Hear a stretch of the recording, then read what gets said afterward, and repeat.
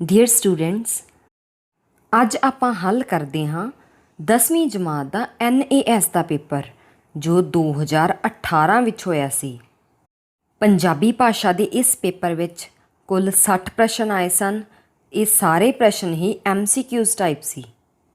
ਨਵੰਬਰ 2021 ਦੇ ਵਿੱਚ ਜੋ ਪੰਜਾਬੀ ਦਾ NAS ਦਾ ਪੇਪਰ ਹੋਵੇਗਾ ਉਸ ਦੇ ਵਿੱਚ ਕੁੱਲ 35 ਪ੍ਰਸ਼ਨ ਹੋਣਗੇ। ਵਿਦਿਆਰਥੀਆਂ ਨੂੰ ਕਿਸੇ ਵੀ 2 ਵਿਸ਼ਿਆਂ ਦਾ ਇੱਕ ਸੈੱਟ ਆਵੇਗਾ ਜਿਹਦੇ ਵਿੱਚ ਪ੍ਰਸ਼ਨਾਂ ਦੀ ਗਿਣਤੀ 70 ਹੋਵੇਗੀ ਅਤੇ ਸਮਾਂ 120 ਮਿੰਟ ਦਾ ਦਿੱਤਾ ਜਾਵੇਗਾ। ਹਰੇਕ ਵਿਸ਼ੇ ਦੇ 28 ਨਵੇਂ ਪ੍ਰਸ਼ਨ ਅਤੇ 7 ਪੁਰਾਣੇ ਪੇਪਰ ਦੇ ਵਿੱਚੋਂ ਪ੍ਰਸ਼ਨ ਹੋਣਗੇ। ਚਲੋ ਸ਼ੁਰੂ ਕਰਦੇ ਹਾਂ NAS ਦਾ ਪੁਰਾਣਾ ਪੇਪਰ। ਇਸ ਦੇ ਵਿੱਚ ਸਭ ਤੋਂ ਪਹਿਲਾਂ ਇੱਕ ਸਮਾਚਾਰ ਦਿੱਤਾ ਗਿਆ ਹੈ। ਇਸ ਸਮਾਚਾਰ ਨੂੰ ਤੁਸੀਂ ਧਿਆਨ ਨਾਲ ਪੜ੍ਹਨਾ ਹੈ ਅਤੇ ਫਿਰ ਹੇਠਾਂ ਦਿੱਤੇ ਪ੍ਰਸ਼ਨਾਂ ਦੇ ਉੱਤਰ ਦੇਣੇ ਨੇ। ਟਿਹਰੀ ਦੇ ਜੰਗਲ ਵਿੱਚ ਉੱਡਣ ਗਲੈਰੀ। ਉੱਡਣ ਗਲੈਰੀ ਮੀਨਸ ਉੱਡਣ ਵਾਲੀ ਕਾਟੋ। ਟਿਹਰੀ ਉੱਤਰਾਖੰਡ ਦੇ ਇੱਕ ਜ਼ਿਲ੍ਹੇ ਦਾ ਨਾਂ ਹੈ। ਇਸ ਉੱਡਣ ਵਾਲੀ ਗਲੈਰੀ ਦੀ ਫਾਈਲ ਫੋਟੋ ਦਿੱਤੀ ਗਈ ਹੈ ਜਿਹੜੀ ਕਿ 6500 ਫੁੱਟ ਦੀ ਉਚਾਈ 'ਤੇ ਨਜ਼ਰ ਆਈ ਸੀ। ਹਵਾ ਵਿੱਚ ਛਲਾਂਗ ਲਗਾਉਂਦੀ ਹੈ ਉੱਡਣ ਗਲੈਰੀ। ਉੱਡਣ ਗਲੈਰੀ ਉੱਡਦੀ ਨਹੀਂ ਬਲਕਿ ਹਵਾ ਵਿੱਚ ਛਲਾਂਗ ਲਗਾਉਂਦੀ ਹੈ। ਇਸ ਨਾਲ ਜਾਪਦਾ ਹੈ ਕਿ ਉਹ ਉੱਡ ਰਹੀ ਹੈ। ਮਾਹਿਰਾਂ ਦੇ ਅਨੁਸਾਰ ਉੱਡਣ ਗਲੈਰੀ ਦੇ ਸਰੀਰ ਦੇ ਸੱਜੇ ਅਤੇ ਖੱਬੇ ਪਾਸੇ ਵਾਧੂ ਚਮੜੀ ਹੁੰਦੀ ਹੈ ਜੋ ਛਲਾਂਗ ਲਗਾਉਂਦੇ ਸਮੇਂ ਫੈਲ ਜਾਂਦੀ ਹੈ। ਨਾਲ ਹੀ ਇਸ ਦੇ ਪੈਰਾਂ ਵਿੱਚ ਵੀ ਚਮੜੀ ਦੀ ਝਿੱਲੀ ਹੋਣ ਦੇ ਕਾਰਨ ਇਹ ਲੰਮੇ ਸਮੇਂ ਤੱਕ ਹਵਾ ਵਿੱਚ ਰਹਿ ਸਕਦੀ ਹੈ। ਇਹ ਨੀਚੇ ਤੋਂ ਉੱਪਰ ਵੱਲ ਛਲਾਂਗ ਨਹੀਂ ਲਗਾ ਸਕਦੀ ਪਰ ਸਿਰਫ ਉਚਾਈ ਤੋਂ ਹੀ ਹੇਠਾਂ ਵੱਲ ਛਲਾਂਗ ਮਾਰਦੀ ਹੈ। ਕੁਦਰਤ ਪ੍ਰੇਮੀਆਂ ਦੇ ਲਈ ਵਧੀਆ ਖਬਰ ਹੈ। ਉੱਤਰਾਖੰਡ ਦੇ ਟਿਹਰੀ ਜ਼ਿਲ੍ਹੇ ਦੇ ਵਿੱਚ ਜੌਨਪੁਰ ਬਲਾਕ ਸਥਿਤ ਦੇਵਲਸਾਰੀ ਦੇ ਜੰਗਲ ਵਿੱਚ ਉੱਡਣ ਵਾਲੀ ਗਲੈਰੀ ਦੇਖੀ ਗਈ। ਬੀਤੇ ਅਕਤੂਬਰ ਵਿੱਚ ਵਣ ਵਿਭਾਗ ਦੀ ਟੀਮ ਨੇ ਦੁਰਲੱਭ ਪ੍ਰਜਾਤੀ ਦੀ ਇਸ ਗਲੈਰੀ ਨੂੰ ਦੇਖਿਆ। ਹੁਣ ਵਿਭਾਗ ਇਸ ਦੀ ਸੁਰੱਖਿਆ ਦੀ ਤਿਆਰੀ ਕਰਨ ਵਿੱਚ ਜੁਟ ਗਿਆ ਹੈ। ਇਹ ਦੁਰਲੱਭ ਗਲੈਰੀ ਬੇਹੱਦ ਘੱਟ ਸਥਾਨਾਂ 'ਤੇ ਦਿਖਦੀ ਹੈ। ਸਮੁੰਦਰ ਤਲ ਤੋਂ 6500 ਫੁੱਟ ਦੀ ਉਚਾਈ 'ਤੇ ਸਥਿਤ ਦੇਵਲਸਾਰੀ ਰੇਂਜ ਦਾ ਜੰਗਲ ਆਪਣੀ ਜੈਵ ਵਿਭਿੰਨਤਾ ਦੇ ਲਈ ਜਾਣਿਆ ਜਾਂਦਾ ਹੈ। 12 ਹੈਕਟੇਅਰ ਖੇਤਰਫਲ ਵਿੱਚ ਦੇਵਲਸਾਰੀ ਦਾ ਜੰਗਲ ਫੈਲਿਆ ਹੋਇਆ ਹੈ। ਇਹ ਇੱਕ ਸੰਘਣਾ ਜੰਗਲ ਹੈ। ਪਿਛਲੇ 4 ਅਕਤੂਬਰ ਨੂੰ ਮਸੂਰੀ ਵਣ ਵਿਭਾਗ ਦੇ DFO ਸਾਕੇਤ ਬਡੋਲਾ ਆਪਣੀ ਟੀਮ ਦੇ ਨਾਲ ਦੇਵਲਸਾਰੀ ਦੇ ਜੰਗਲ ਦੇ ਦੌਰੇ 'ਤੇ ਗਏ ਸਨ। ਇਸ ਦੌਰਾਨ ਰਾਤ ਨੂੰ ਵਣ ਵਿਭਾਗ ਦੇ ਗੈਸਟ ਹਾਊਸ ਦੇ ਕੋਲ ਉੱਡਣ ਵਾਲੀ ਗਲੈਰੀ ਦੇਖਣ ਨਾਲ ਵਣ ਕਰਮੀ ਹੈਰਾਨੀ ਵਿੱਚ ਪੈ ਗਏ। ਗਲੈਰੀ ਦੀ ਫੋਟੋ ਲੈਣ ਦੀ ਕੋਸ਼ਿਸ਼ ਕੀਤੀ ਗਈ ਲੇਕਿਨ ਤਦ ਤੱਕ ਉਹ ਅੱਖਾਂ ਤੋਂ ਦੂਰ ਹੋ ਚੁੱਕੀ ਸੀ। ਖੁਦ ਹੀ DFO ਬਡੌਲਾ ਨੇ ਉੱਡਣ ਵਾਲੀ ਗਲੈਰੀ ਨੂੰ ਦੇਖਿਆ ਤਾਂ ਉਸ ਦੇ ਬਾਰੇ ਵਿੱਚ ਜਾਣਕਾਰੀ ਜੁਟਾਈ। ਵਣ ਕਰਮੀਆਂ ਨੇ ਦੱਸਿਆ ਕਿ ਉਹਨਾਂ ਨੇ ਕਈ ਵਾਰ ਉੱਡਣ ਵਾਲੀ ਗਲੈਰੀ ਇਸ ਜੰਗਲ ਵਿੱਚ ਦੇਖੀ ਹੈ। ਇਸ ਤੋਂ ਬਾਅਦ DFO ਨੇ ਆਪਣੇ ਉੱਚ ਅਧਿਕਾਰੀਆਂ ਨੂੰ ਇਸ ਦੀ ਜਾਣਕਾਰੀ ਦਿੱਤੀ। ਵਿਭਾਗ ਹੁਣ ਇੱਥੇ ਉੱਡਣ ਵਾਲੀ ਗਲੈਰੀ ਦੇ ਕੁਨਬੇ ਦੀ ਜਾਣਕਾਰੀ ਜੁਟਾ ਰਿਹਾ ਹੈ। ਕੁਨਬਾ ਹੁੰਦਾ ਪਰਿਵਾਰ। ਦੇਵਲਸਾਰੀ ਰੇਂਜ ਦੇ ਰੇਂਜਰ ਅਨੂਪ ਸਿੰਘ ਰਾਣਾ ਨੇ ਦੱਸਿਆ ਕਿ ਗਲੈਰੀ ਦੇ ਨਿਵਾਸ ਸਥਾਨ ਦੇ ਕੋਲ ਨਜ਼ਰ ਰੱਖੀ ਜਾ ਰਹੀ ਹੈ।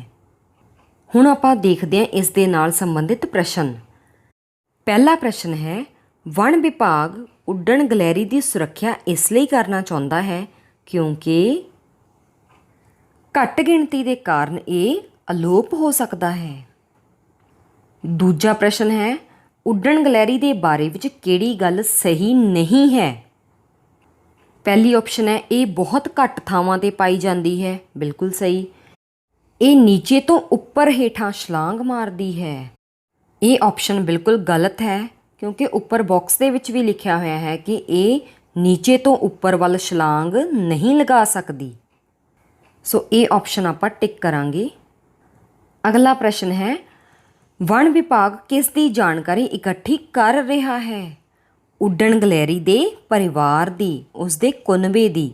ਕੁਨਬਾ ਹੁੰਦਾ ਪਰਿਵਾਰ। ਅਗਲਾ ਪ੍ਰਸ਼ਨ ਹੈ, ਵਣ ਕਰਮਚਾਰੀ ਹੈਰਾਨ ਕਿਉਂ ਸਨ। ਕਿਉਂਕਿ ਜੰਗਲ ਵਿੱਚ ਉੱਡਣ ਗਲੈਰੀ ਪਹਿਲੀ ਵਾਰ ਦਿਖਾਈ ਦਿੱਤੀ ਸੀ। ਅਗਲਾ ਪ੍ਰਸ਼ਨ ਹੈ, ਕੁਦਰਤ ਪ੍ਰੇਮੀਆਂ ਦੇ ਲਈ ਵਧੀਆ ਸਮਾਚਾਰ ਕੀ ਹੈ? ਇਸ ਦਾ ਉੱਤਰ ਹੈ ਦੁਰਲਭ ਪ੍ਰਜਾਤੀ ਦੀ ਗਲੈਰੀ ਦਾ ਟਿਹਰੀ ਵਿੱਚ ਪਾਇਆ ਜਾਣਾ। ਅਗਲਾ ਪ੍ਰਸ਼ਨ ਹੈ, ਉੱਡਣ ਗਲਹਿਰੀ ਦਾ ਨਾਮ ਉੱਡਣ ਗਲਹਿਰੀ ਇਸ ਲਈ ਪਿਆ ਕਿਉਂਕਿ ਇਸ ਤਰ੍ਹਾਂ ਲੱਗਦਾ ਹੈ ਜਿਵੇਂ ਇਹ ਉੱਡ ਰਹੀ ਹੈ। ਜਦੋਂ ਵੀ ਇਹ ਹਵਾ ਵਿੱਚ ਛਾਲਾਂ ਮਾਰਦੀ ਹੈ ਤਾਂ ਇੰਜ ਲੱਗਦਾ ਜਿਵੇਂ ਕਿ ਉੱਡ ਰਹੀ ਹੋਵੇ। ਹੁਣ ਤੁਹਾਨੂੰ ਅੱਗੇ ਇੱਕ ਪੈਰਾ ਦਿੱਤਾ ਗਿਆ ਹੈ ਜਿਸ ਨੂੰ ਪੜ੍ਹ ਕੇ ਤੁਸੀਂ 7 ਤੋਂ ਲੈ ਕੇ 12 ਤੱਕ ਪ੍ਰਸ਼ਨਾਂ ਦੇ ਉੱਤਰ ਦੇਣੇ ਨੇ। ਤਹਿਖਾਨੇ ਦੇ ਅੰਦਰ ਜਾਵਾਂ ਨਾ ਜਾਵਾਂ, ਕੁਝ ਦੇਰ ਤੱਕ ਦੁਵਿਧਾ ਵਿੱਚ ਪਿਆ ਰਿਹਾ। ਤਹਿਖਾਨਾ ਹੁੰਦਾ ਭੋਰਾ ਜਾਂ ਕੋਈ ਗੁਪਤ ਕਮਰਾ, ਦੁਵਿਧਾ ਹੁੰਦੀ ਆ ਉਲਝਣ। ਫਿਰ ਜ਼ੋਰ ਨਾਲ ਸਾਹ ਲਿਆ ਅਤੇ ਕਲੇਜੇ ਨੂੰ ਪੱਥਰ ਬਣਾ ਲਿਆ। ਉਤਸੁਕਤਾ ਨਾਲ ਹੇਠਾਂ ਝੁਕਿਆ। ਇੰਨੇ ਸਾਲਾਂ ਤੋਂ ਤਹਿਖਾਨੇ ਵਿੱਚ ਭਰੀ ਹੋਈ ਜ਼ਹਿਰੀਲੀ ਹਵਾ ਨਿਕਲ ਚੁੱਕੀ ਹੋਵੇਗੀ ਅਤੇ ਹੁਣ ਉੱਥੇ ਤਾਜ਼ੀ ਹਵਾ ਫੈਲੀ ਹੋਈ ਹੋਵੇਗੀ। ਇਸ ਵਿਚਾਰ ਦੇ ਨਾਲ ਲੰਮੇ ਚੌੜੇ ਸਪਾਟ ਪੱਥਰਾਂ 'ਤੇ ਹੱਥ ਰੱਖ ਕੇ ਇੱਕ ਪੈਰ ਸੁਰੰਗ ਦੇ ਅੰਦਰ ਰੱਖਿਆ। ਪੌੜੀ ਮਿਲ ਗਈ। ਉਸ 'ਤੇ ਮਜ਼ਬੂਤੀ ਨਾਲ ਖੜ੍ਹਾ ਹੋ ਗਿਆ। ਹੌਲੀ ਨਾਲ ਅਤੇ 2 ਪੌੜੀਆਂ ਪਾਰ ਕੀਤੀਆਂ ਅਤੇ ਉੱਥੇ ਹੀ ਰੁਕ ਕੇ ਟਾਰਚ ਦੇ ਨਾਲ ਚਾਨਣ ਅੰਦਰ ਸੁੱਟਿਆ। ਜਿਵੇਂ ਅੰਦਾਜ਼ਾ ਸੀ ਕਿ ਇਹ ਤਹਿਖਾਨਾ ਹੀ ਸੀ, ਤਕਰੀਬਨ 20 ਫੁੱਟ ਲੰਮਾ ਚੌੜਾ। ਤਹਿਖਾਨੇ ਦੀ ਠੰਡੀ ਹਵਾ ਨੇ ਅਚਾਨਕ ਮੈਨੂੰ ਘੇਰ ਲਿਆ ਅਤੇ ਮੈਂ ਕੰਬਣ ਲੱਗ ਪਿਆ। ਅੰਦਰ ਦਾ ਦ੍ਰਿਸ਼ ਵੇਖ ਕੇ ਮੈਂ ਹੈਰਾਨ ਰਹਿ ਗਿਆ। ਜੋ ਕੁਝ ਮੈਂ ਵੇਖ ਰਿਹਾ ਹਾਂ ਉਹ ਸੱਚ ਹੈ ਜਾਂ ਝੂਠ, ਇਹ ਵਿਸ਼ਵਾਸ ਕਰਨ ਵਿੱਚ ਵੀ ਸਮਾਂ ਲੱਗਾ। ਫਿਰ ਹਿੰਮਤ ਦੇ ਨਾਲ ਬਾਕੀ ਪੌੜੀਆਂ ਪਾਰ ਕਰਨ ਤੋਂ ਬਾਅਦ ਇੱਕ ਕੋਨੇ ਵਿੱਚ ਜਾ ਕੇ ਖੜ੍ਹਾ ਹੋ ਗਿਆ। ਟਾਰਚ ਦੀ ਰੌਸ਼ਨੀ ਵਿੱਚ ਪਿਤਾ ਦੀ ਮੌਤ ਤੋਂ ਬਾਅਦ ਉਹਨਾਂ ਬੁਝਾਰਤ ਵਰਗੀ ਗੱਲ ਦਾ ਮਤਲਬ ਤਹਿਖਾਨੇ ਵਿੱਚ ਚਮਕਣ ਲੱਗ ਪਿਆ। ਦੇਵੀ ਦੇ ਗਹਿਣੇ ਜਿਵੇਂ ਕਿ ਮੁਕਟ, ਸ਼ਸਤਰ, ਹਾਰ, ਕੰਗਣ ਅਤੇ ਹੋਰ ਵੀ ਪਤਾ ਨਹੀਂ ਕੀ ਸਭ ਕੁਝ ਤਹਿਖਾਨੇ ਵਿੱਚ ਖਿੰਡਿਆ ਪਿਆ ਸੀ। ਇਹ ਸਭ ਸ਼ਾਇਦ ਸੋਨੇ, ਹੀਰੇ ਜਵਾਹਰਾਤ ਦੇ ਬਣਾਏ ਗਏ ਹੋਣਗੇ। ਇੱਕ ਇੱਕ 'ਤੇ ਜਦੋਂ ਰੌਸ਼ਨੀ ਪੈਂਦੀ ਅੱਖਾਂ ਚੁੰਧਿਆ ਜਾਂਦੀਆਂ। ਇਹਨਾਂ ਸਭ ਦੇ ਵਿਚਕਾਰ ਪਿਆ ਇੱਕ ਅਨਾਥ ਪਿੰਜਰ। ਉਸ ਦੇ ਗਲੇ ਵਿੱਚ ਰੁਦਰਾਕਸ਼ ਦੀ ਮਾਲਾ, ਉਂਗਲ 'ਤੇ ਪਵਿੱਤਰ ਅੰਗੂਠੀ। ਬਹੁਤ ਹੀ ਨੇੜੇ ਆ ਕੇ ਧਿਆਨ ਨਾਲ ਵੇਖਿਆ, ਸਿਰ ਫਟਿਆ ਹੋਇਆ ਸੀ। ਨੇੜੇ ਹੀ ਇੱਕ ਵੱਡਾ ਪੱਥਰ ਵੀ ਸੀ ਜਿਸ ਦੀ ਮਾਰ ਨਾਲ ਸ਼ਾਇਦ ਉਸ ਦਾ ਸਿਰ ਫਟ ਗਿਆ ਸੀ। ਮੇਰੀਆਂ ਅੱਖਾਂ ਭਰ ਆਈਆਂ। ਜਿਗਰ ਵਿੱਚ ਬਹੁਤ ਦਰਦ ਸੀ। ਕਈ ਵਾਰ ਲੰਮੇ ਸਾਹ ਲਏ ਪਰ ਡਰ ਅਤੇ ਚਿੰਤਾ ਦੂਰ ਨਹੀਂ ਹੋਈ। ਘਬਰਾਇਆ ਹੋਇਆ ਪਿੱਛੇ ਹਟ ਗਿਆ ਅਤੇ ਪੌੜੀ 'ਤੇ ਬੈਠ ਗਿਆ। 22 ਸਾਲ ਪਹਿਲਾਂ ਜੋ ਘਟਨਾ ਘਟੀ ਸੀ ਉਸ ਭਿਆਨਕ ਹਨੇਰੇ ਵਿੱਚ ਵੀ ਅੱਖਾਂ ਦੇ ਸਾਹਮਣੇ ਆ ਕੇ ਖੜੀ ਹੋ ਗਈ। ਕੁਝ ਨਹੀਂ ਸੁੱਝਿਆ। ਮੈਂ ਹੈਰਾਨ ਸੀ। ਮੈਂ ਕਿਸ ਦਾ ਵਾਰਸ ਹਾਂ? ਪਿਤਾ ਦੇ ਪੁੰਨ ਕਰਮਾਂ ਦਾ ਜਾਂ ਪਾਪ ਕਰਮਾਂ ਦਾ? ਅਤੇ ਉਹ ਵਾਰਿਸ ਪੁਣਾ ਇੱਥੇ ਹੀ ਖਤਮ ਕਰ ਦਿਆਂ ਜਾਂ ਆਪਣੇ ਪੁੱਤ ਪੋਤਿਆਂ ਦੇ ਸਿਰ ਵੀ ਬੰਨਾਂ? ਇਹ ਸਵਾਲ ਬਿਨਾਂ ਜਵਾਬ ਦੇ ਮੇਰੇ ਸਾਹਮਣੇ ਨੱਚਣ ਲੱਗੇ। ਸੋ ਹੁਣ ਆਓ ਪ੍ਰਸ਼ਨ ਦੇਖਦੇ ਹਾਂ। ਪੈਰੇ ਦੇ ਅਨੁਸਾਰ ਲੇਖਕ ਤਹਿਖਾਨੇ ਵਿੱਚ ਜਾਣ ਨੂੰ ਲੈ ਕੇ ਉਲਝਣ ਦੀ ਸਥਿਤੀ ਵਿੱਚ ਸੀ ਕਿਉਂਕਿ ਉਲਝਣ ਹੁੰਦੀ ਹੈ ਦੁਵਿਧਾ। ਅਗਲਾ ਪ੍ਰਸ਼ਨ ਹੈ, ਲੇਖਕ ਕੀ ਸੋਚ ਕੇ ਤਹਿਖਾਨੇ ਦੇ ਅੰਦਰ ਗਿਆ ਕਿ ਤਹਿਖਾਨੇ ਦੀ ਜ਼ਹਿਰੀਲੀ ਹਵਾ ਨਿਕਲ ਚੁੱਕੀ ਹੋਵੇਗੀ। ਤਹਿਖਾਨੇ ਦੇ ਦ੍ਰਿਸ਼ ਨੂੰ ਦੇਖ ਕੇ ਲੇਖਕ ਨੂੰ ਕੀ ਯਾਦ ਆ ਗਿਆ? 22 ਸਾਲ ਪਹਿਲਾਂ ਦੀ ਘਟਨਾ, 22 ਸਾਲ ਪੁਰਾਣੀ ਜੋ ਘਟਨਾ ਵਾਪਰੀ ਸੀ ਉਹ ਉਸਨੂੰ ਯਾਦ ਆ ਗਈ ਸੀ। ਅਗਲਾ ਪ੍ਰਸ਼ਨ ਹੈ, ਲੇਖਕ ਦੀਆਂ ਅੱਖਾਂ ਚੁੰਧਿਆ ਜਾਂਦੀਆਂ ਹਨ। ਕਦੋਂ ਚੁੰਧਿਆ ਜਾਂਦੀਆਂ ਨੇ? ਜਦੋਂ ਟਾਰਚ ਦੀ ਰੌਸ਼ਨੀ ਹੀਰੇ ਜਵਾਹਰਾਤ 'ਤੇ ਪੈਂਦੀ ਹੈ। ਅਗਲਾ ਪ੍ਰਸ਼ਨ ਹੈ, ਪੈਰੇ ਵਿੱਚ ਕਿਸ ਵਾਰਿਸ ਪੁਣੇ ਦੀ ਗੱਲ ਕੀਤੀ ਗਈ ਹੈ? ਸਹੀ ਆਪਸ਼ਨ ਹੋਵੇਗੀ ਤੀਜੀ, ਪਾਪ ਪੁੰਨ ਦੀ। ਲੇਖਕ ਦੇ ਕੋਲ ਕਿਸ ਸਵਾਲ ਦਾ ਜਵਾਬ ਨਹੀਂ ਸੀ ਕਿ ਉਹ ਇਸ ਵਾਰਿਸ ਪੁਣੇ ਨੂੰ ਇੱਥੇ ਖਤਮ ਕਰ ਦੇਵੇ ਜਾਂ ਨਹੀਂ। ਸੋ ਚੌਥੀ ਆਪਸ਼ਨ ਬਿਲਕੁਲ ਸਹੀ ਹੈ। ਅੱਗੇ ਤੁਹਾਨੂੰ ਇੱਕ ਵਿਗਿਆਪਨ ਦਿੱਤਾ ਗਿਆ ਹੈ ਜਿਸ ਨੂੰ ਪੜ੍ਹ ਕੇ ਤੁਸੀਂ 13 ਤੋਂ ਲੈ ਕੇ 18 ਤੱਕ ਪ੍ਰਸ਼ਨਾਂ ਦੇ ਉੱਤਰ ਦੇਣੇ ਨੇ। ਇਸ ਇਸ਼ਤਿਹਾਰ ਵਿੱਚ ਕੀ ਦਿਖਾਇਆ ਗਿਆ ਹੈ ਕਿ ਕੱਪੜਾ ਮੰਤਰਾਲਾ ਅਤੇ ਉੱਤਰ ਪੂਰਬੀ ਖੇਤਰ ਵਿਕਾਸ ਮੰਤਰਾਲਾ ਉਹਨਾਂ ਨੇ ਪਹਿਲੀ ਵਾਰ ਸੰਯੁਕਤ ਪਹਿਲ ਕੀਤੀ ਸੀ। ਕਾਹਦੇ ਲਈ? ਮੈਗਾ ਪ੍ਰਦਰਸ਼ਨੀ ਸਹਿ ਵਿਕਰੀ ਲਈ। ਇਸ ਦੇ ਵਿੱਚ ਉਹਨਾਂ ਨੇ ਹੈਂਡਲੂਮ, ਹਸਤਸ਼ਿਲਪ, ਜੂਟ ਅਤੇ ਸਿਲਕ ਦੀਆਂ ਚੀਜ਼ਾਂ ਦੀ ਪ੍ਰਦਰਸ਼ਨੀ ਲਗਾਈ ਸੀ, ਜੋ 1 ਤੋਂ 14 ਦਸੰਬਰ 2016 ਤੱਕ ਲੱਗੀ ਸੀ। ਭਾਵ ਦੋਨਾਂ ਮੰਤਰਾਲਿਆਂ ਨੇ ਇਕੱਠੇ ਹੋ ਕੇ ਇਹ ਪ੍ਰਦਰਸ਼ਨੀ ਲਗਾਈ ਸੀ। ਕਿੱਥੇ ਲਗਾਈ ਸੀ ਇਹ? ਹੈਂਡਲੂਮ ਹੱਟ, ਜਨਪਥ, ਨਵੀਂ ਦਿੱਲੀ ਵਿਖੇ। ਵਿਸ਼ਾਲ ਰਵਾਇਤੀ ਹੈਂਡਲੂਮ, ਹਸਤਸ਼ਿਲਪ ਅਤੇ ਬੈਂਤ ਫਰਨੀਚਰ ਵੀ ਸੀ। ਵਿਸ਼ੇਸ਼ ਆਕਰਸ਼ਣ ਕਾਹਦਾ ਸੀ ਉੱਥੇ? ਮੀਨਸ ਕੀ ਚੀਜ਼ਾਂ ਉੱਥੇ ਮੇਨ ਮਿਲ ਰਹੀਆਂ ਸੀ? ਬੈਂਤ, ਬਾਂਸ ਅਤੇ ਜੂਟ ਦੇ ਉਤਪਾਦ, ਰਵਾਇਤੀ ਜੁਐਲਰੀ ਜਾਂ ਗਹਿਣੇ, ਅਸਾਮ ਅਤੇ ਮੂੰਗਾ ਸਿਲਕ ਸਾੜੀਆਂ, ਮਨੀਪੁਰੀ ਕਾਟਨ ਅਤੇ ਸਿਲਕ ਸਾੜੀਆਂ, ਐਂਡੀ ਸ਼ਾਲ ਅਤੇ ਸੂਟ, ਦੁਪੱਟੇ, ਸਟਾਲ, ਨਾਗਾ ਜੈਕਟਾਂ, ਸ਼ਾਲ, ਡਰੈਸ ਮਟੀਰੀਅਲ, ਸੂਟ, ਕੁੜਤੇ, ਕੁੜਤੀਆਂ, ਇਕਤ, ਚੰਦੇਰੀ, ਬੈੱਡਸ਼ੀਟਾਂ, ਡਰੈਸ ਮਟੀਰੀਅਲ, ਸਟਾਲਸ ਅਤੇ ਪੂਰੇ ਉੱਤਰੀ ਪੂਰਬੀ ਖੇਤਰ ਦੀਆਂ ਉਪਭੋਗਤਾ ਅਤੇ ਸਜਾਵਟੀ ਵਸਤਾਂ ਦੀਆਂ ਵੱਖ-ਵੱਖ ਕਿਸਮਾਂ ਸੀ ਉੱਥੇ। ਹੇਠਾਂ ਉਹਨਾਂ ਨੇ ਆਪਣਾ ਪਤਾ ਦਿੱਤਾ ਹੋਇਆ ਹੈ। Association of corporation and apex societies of handlooms, Aakash, ਕੱਪੜਾ ਮੰਤਰਾਲਾ, ਭਾਰਤ ਸਰਕਾਰ, ਤੀਸਰੀ ਮੰਜ਼ਿਲ, ਹੈਂਡਲੂਮ ਹੱਟ, ਜਨਪਥ, ਨਵੀਂ ਦਿੱਲੀ। 11/0001। ਇੱਕ ਸਪੈਸ਼ਲੀ ਨੋਟ ਵੀ ਪਾਇਆ ਹੋਇਆ ਕਿ ਤੁਸੀਂ ਸਾਰੇ ਡੈਬਿਟ ਅਤੇ ਕ੍ਰੈਡਿਟ ਕਾਰਡਾਂ ਨਾਲ ਵੀ ਖਰੀਦਦਾਰੀ ਕਰ ਸਕਦੇ ਹੋ। ਭਾਵ ਜੇਕਰ ਤੁਹਾਡੇ ਕੋਲ ਪੈਸੇ ਨਹੀਂ ਵੀ ਹਨ ਤਾਂ ਤੁਸੀਂ ਆਪਣੇ ਡੈਬਿਟ ਕਾਰਡ ਜਾਂ ਕ੍ਰੈਡਿਟ ਕਾਰਡ ਦੀ ਹੈਲਪ ਦੇ ਨਾਲ ਖਰੀਦਦਾਰੀ ਕਰ ਸਕਦੇ ਹੋ। ਇਸ ਇਸ਼ਤਿਹਾਰ ਦੇ ਨਾਲ ਸੰਬੰਧਿਤ ਪ੍ਰਸ਼ਨ ਦੇਖਦੇ ਹਾਂ। ਪ੍ਰਦਰਸ਼ਨੀ ਕੱਪੜਾ ਮੰਤਰਾਲੇ ਨੇ ਕਿਸ ਦੇ ਨਾਲ ਮਿਲ ਕੇ ਆਯੋਜਿਤ ਕੀਤੀ ਸੀ?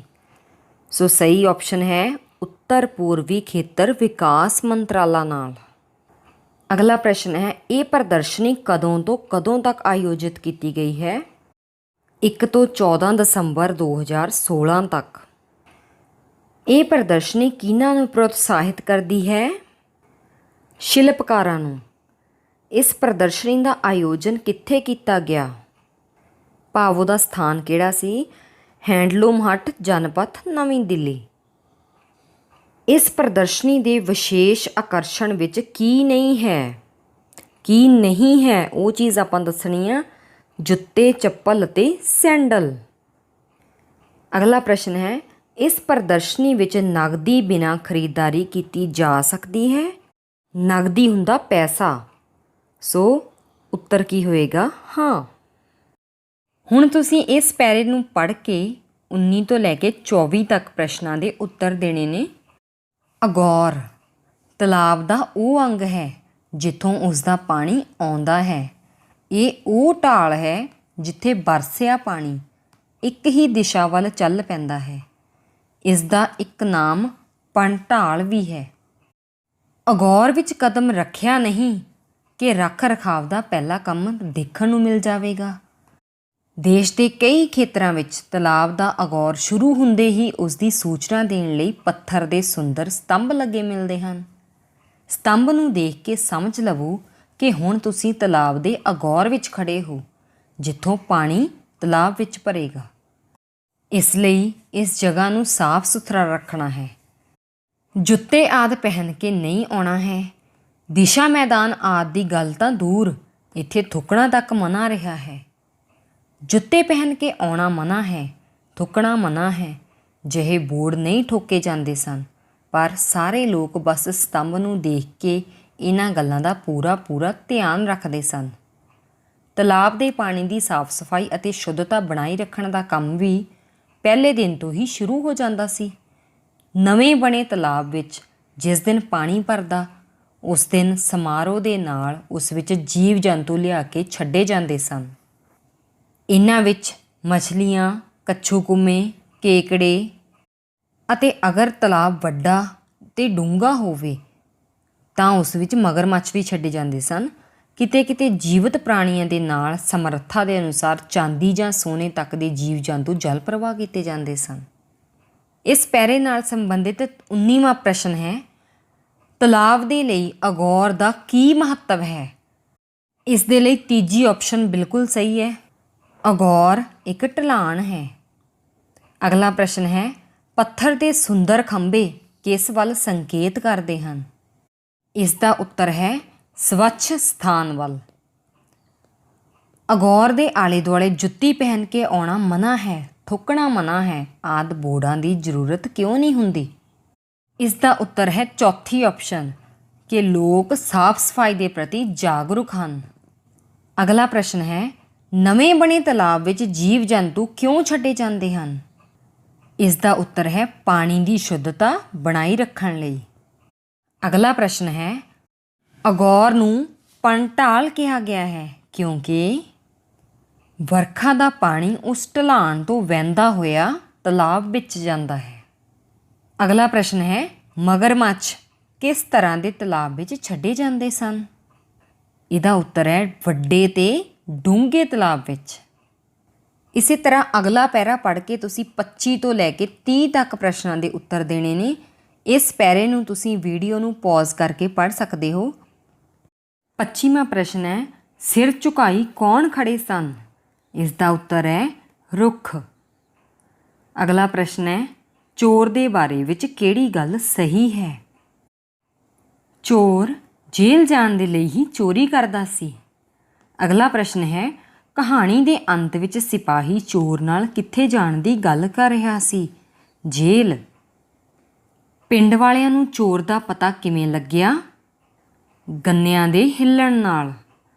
ਕਹਾਣੀ ਵਿੱਚ ਦਿੱਤੀ ਗਈ ਕਿਸ ਗੱਲ ਤੋਂ ਪਤਾ ਲੱਗਦਾ ਹੈ ਕਿ ਥਾਣਾ ਪਿੰਡ ਤੋਂ ਬਹੁਤ ਦੂਰ ਸੀ? ਕਿਉਂਕਿ ਲੋਕ ਥਾਣੇ ਵਿੱਚ ਸਵੇਰੇ ਪਹੁੰਚੇ। ਕਹਾਣੀ ਵਿੱਚ ਕਿਹੜੇ ਮੌਸਮ ਦਾ ਪਤਾ ਲੱਗਦਾ ਹੈ? ਸਰਦੀ ਦਾ। ਇਸ ਪੈਰੇ ਦੇ ਵਿੱਚ ਮਾਘ ਦੀ ਰਾਤ ਦੀ ਗੱਲ ਕੀਤੀ ਗਈ ਹੈ। ਮਾਘ ਦੇ ਵਿੱਚ ਬਹੁਤ ਜ਼ਿਆਦਾ ਸਰਦੀ ਪੈਂਦੀ ਹੈ। ਅਗਲਾ ਪ੍ਰਸ਼ਨ ਹੈ, ਹੇਠਾਂ ਲਿਖਿਆਂ ਵਿੱਚੋਂ ਸੰਯੁਕਤ ਵਾਕ ਕਿਹੜਾ ਹੈ? ਸੰਯੁਕਤ ਵਾਕ ਚੁਣਨਾ। ਅਗਰ ਤੁਸੀਂ ਸਮੇਂ 'ਤੇ ਆਉਂਦੇ ਤਾਂ ਮਾਂ ਮਿਲ ਜਾਂਦੀ। ਅਗਲਾ ਪ੍ਰਸ਼ਨ ਹੈ, ਢੁਕਵਾਂ ਸ਼ਬਦ ਭਰ ਕੇ ਵਾਕ ਪੂਰਾ ਕਰਨਾ। ਸੱਤਿਆਗ੍ਰਹਿ ਅੰਦੋਲਨ ਸੱਚ ਅਤੇ ਡੈਸ਼ ਉੱਤੇ ਆਧਾਰਿਤ ਹੈ। ਅਹਿੰਸਾ। ਸ਼ੁੱਧ ਵਾਕ ਦੀ ਪਹਿਚਾਣ ਕਰੋ। ਇਹਨਾਂ ਵਿੱਚੋਂ ਬਿਲਕੁਲ ਸਹੀ ਵਾਕ ਚੁਣਨਾ। ਦੂਜੀ ਆਪਸ਼ਨ ਬਿਲਕੁਲ ਸਹੀ ਹੈ। ਅਨੇਕਾਂ ਲੋਕਾਂ ਨੇ ਦਰਵਾਜ਼ੇ 'ਤੇ ਧਾਵਾ ਬੋਲਿਆ।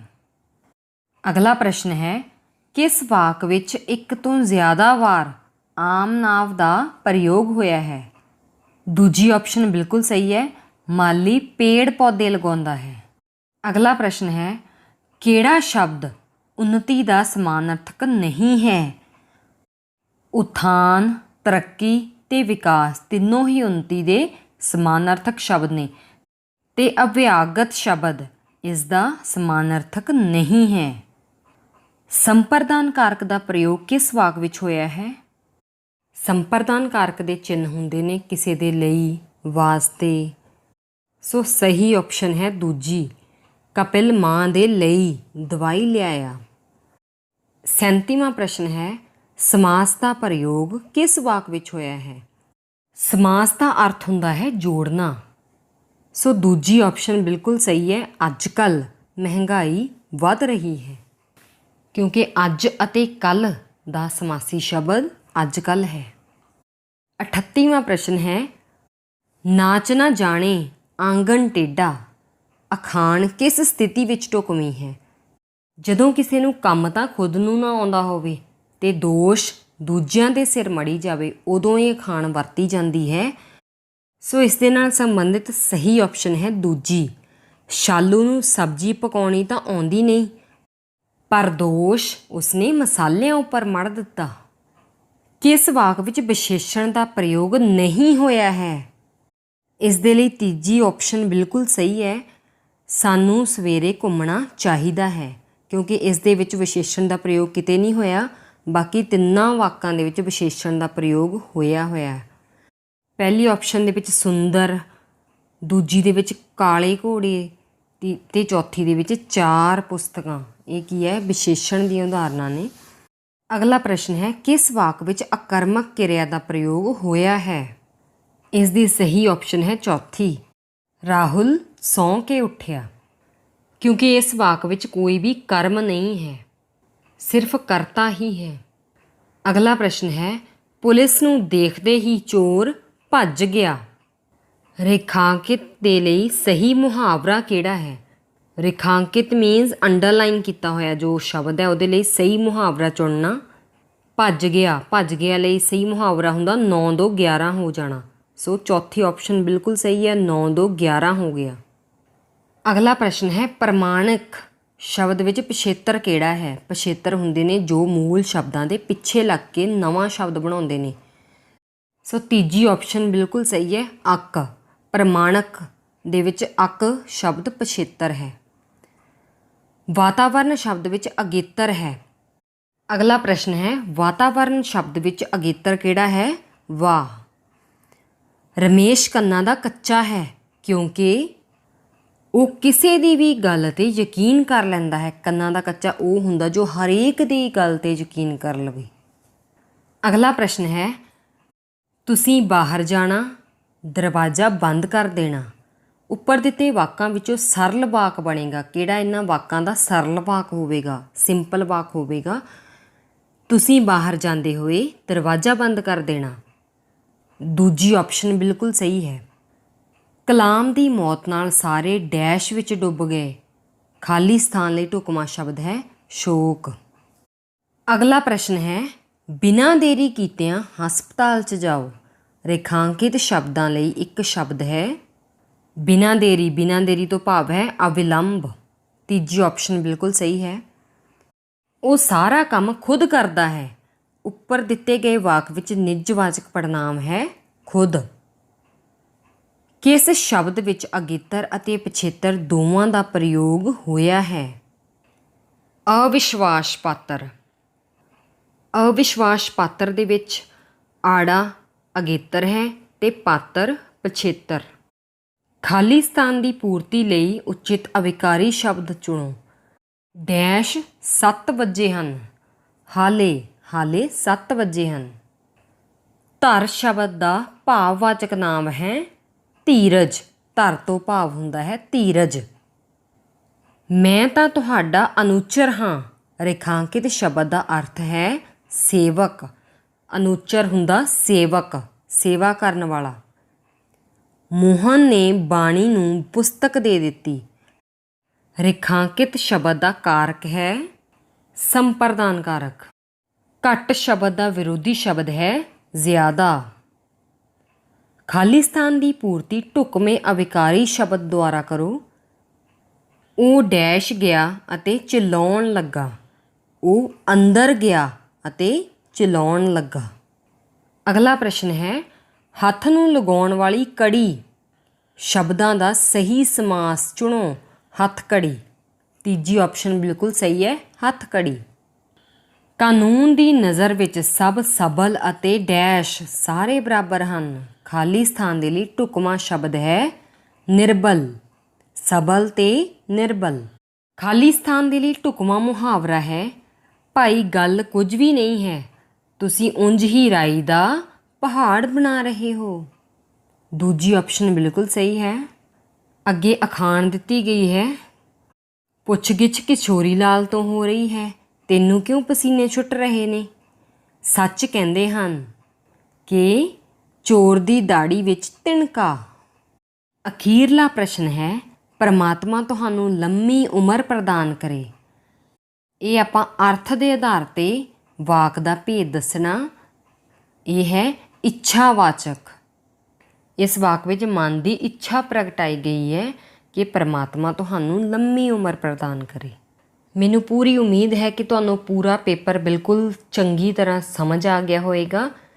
ਜੇਕਰ ਵੀਡੀਓ ਚੰਗੀ ਲੱਗੀ ਹੋਵੇ ਤਾਂ ਲਾਈਕ ਅਤੇ ਸ਼ੇਅਰ ਜ਼ਰੂਰ ਕਰਿਓ। ਧੰਨਵਾਦ।